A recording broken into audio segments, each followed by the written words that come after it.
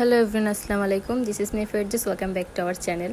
আজকে আমরা যাব কাশবনে, সে উদ্দেশ্যে রেডি হয়েছি, কিন্তু আজকে আমাদের আর কাশবনে যাওয়া হবে না। তো এই তো এখানে আমরা সবাই দাঁড়িয়েছি রিক্সার জন্য। যখনই রিক্সা পাই আমি, রাইসামণি আর রাইসামণির মামি এক রিক্সায়, আর রাইসামণির পাপা, রাইসামণির মামা আরেক রিক্সায়। তো ওরা রিক্সা মামাকে বলে দেয় কোথায় যেতে হবে, কিন্তু আরেক কাহিনী, রিক্সা মামা চেনে না যে আমরা কোথায় যাব।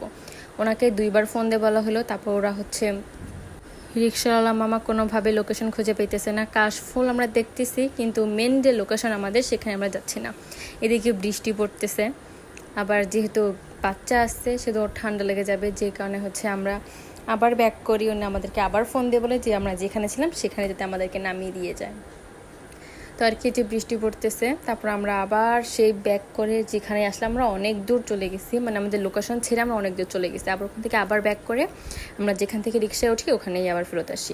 তারপর আমাদের পাশের একটা লোকেশন থেকে আমরা একটু ফুচকা খাইয়ে হালিম খাই, ঘোরাঘুরি করি।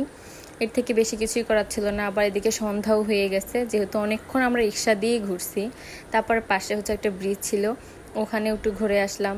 এটা সামান্য নদী ছিল, তো রাইসা মনে অনেক সুন্দর করে সবাইকে পাপা দিয়ে দিচ্ছে। সেদিনের ওয়েদারটাও দেখো অনেক সুন্দর ছিল।